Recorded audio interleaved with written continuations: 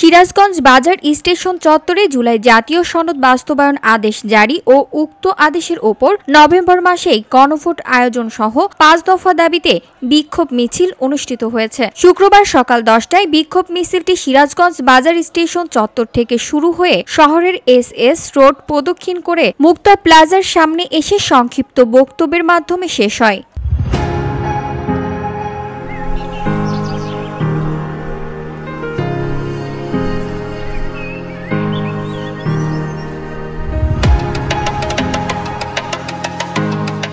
সিরাজগঞ্জ সদর শাখা জামায়াতের আমির মোহাম্মদ আব্দুল লতিফ এর সভাপতিত্বে সমাবেশে প্রধান অতিথি হিসেবে বক্তব্য রাখেন সিরাজগঞ্জ জেলা জামায়াতের সেক্রেটারি এবং সিরাজগঞ্জ ২ আসনের সংসদ সদস্য পদপ্রার্থী মোহাম্মদ জাহিদুল ইসলাম।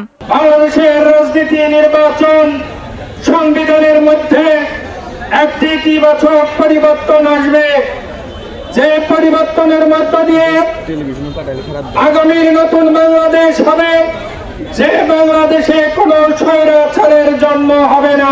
এ সময় আরো উপস্থিত ছিলেন সহকারী সেক্রেটারি মোহাম্মদ শহীদুল ইসলাম, জেলা শ্রমিক কল্যাণ ফাউন্ডেশনের সভাপতি অ্যাডভোকেট সাইদুল ইসলাম, সদর উপজেলা আমির অ্যাডভোকেট নাজমুদ্দিন, শহর শিবির সভাপতি মোহাম্মদ শামীম রেজা, জেলা শিবির সভাপতি মোহাম্মদ আব্দুল আজিজ সহ অন্যান্য ব্যক্তিবর্গ। জনগণের বিচার করবে। VOD Bangla news desk.